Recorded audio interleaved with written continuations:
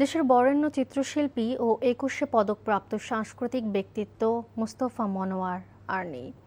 আজ সকালে রাজধানীর স্কয়ার হাসপাতালে চিকিৎসাধীন অবস্থায় ইন্তেকাল করেন তিনি। ইন্না লিল্লাহি ওয়া ইন্না ইলাইহি রাজিউন। দীর্ঘ কর্মজীবনে চিত্রকলা, শিশুতোষ অনুষ্ঠান নির্মাণ, টেলিভিশন ও সাংস্কৃতিক অঙ্গনে অসামান্য অবদান রেখেছেন প্রয়াত মোস্তফা মনোয়ার। তার কর্মজীবনের কিছু কথা তুলে ধরছেন জাহিদ রহমান। অনলাইনে পড়াশোনা হচ্ছে। বাবা, তোমরা তো দেখি অনেক কিছু জানো। প্রখ্যাত কবি গোলাম মোস্তফার সন্তান কিংবদন্তি মোস্তফা মনোয়ার।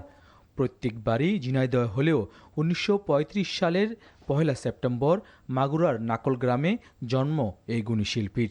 দীর্ঘ কর্মজীবনে চিত্রকলা, শিশুতোষ অনুষ্ঠান নির্মাণ, টেলিভিশন ও সাংস্কৃতিক অঙ্গনে অসামান্য অবদান রেখে তিনি দেশের অন্যতম শ্রদ্ধেয় সাংস্কৃতিক ব্যক্তিত্বে পরিণত হন।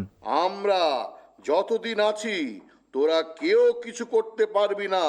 শিক্ষকতার মাধ্যমে কর্মজীবন শুরু হলেও পরবর্তীতে তিনি বাংলাদেশ টেলিভিশনের উপমহাপরিচালক, বাংলাদেশ শিল্পকলা একাডেমির মহাপরিচালক, জাতীয় গণমাধ্যম ইনস্টিটিউটের মহাপরিচালক এবং বাংলাদেশ চলচ্চিত্র উন্নয়ন কর্পোরেশন এফডিসির ব্যবস্থাপনা পরিচালকের দায়িত্ব পালন করেন এই গুণী শিল্পী। এনটিভি অনেক মেধার অনুষ্ঠান করতে পেরেছে, যেটার স্থায়িত্ব অনেক বেশি। আগাছা রাক্ষস, একজন সাহসী কৃষক, মনের কথা সহ তার বিখ্যাত পাপেট শোগুলো দর্শকদের গভীরভাবে অনুপ্রাণিত করে। আমার তো অনেক বন্ধু, ওই যে আমার প্রিয় বাউল ভাইয়ার গান শুনতে যেমন খুব ভালো লাগে, আর শান ভাইয়া খালি হম্ম করে। শিল্প ও সংস্কৃতিতে বিশেষ অবদানের স্বীকৃতিস্বরূপ ২০০৪ সালে ২১শে পদকে ভূষিত হন দেশের বরেণ্য চিত্রশিল্পী, সাংস্কৃতিক ব্যক্তিত্ব মোস্তফা মনোয়ার।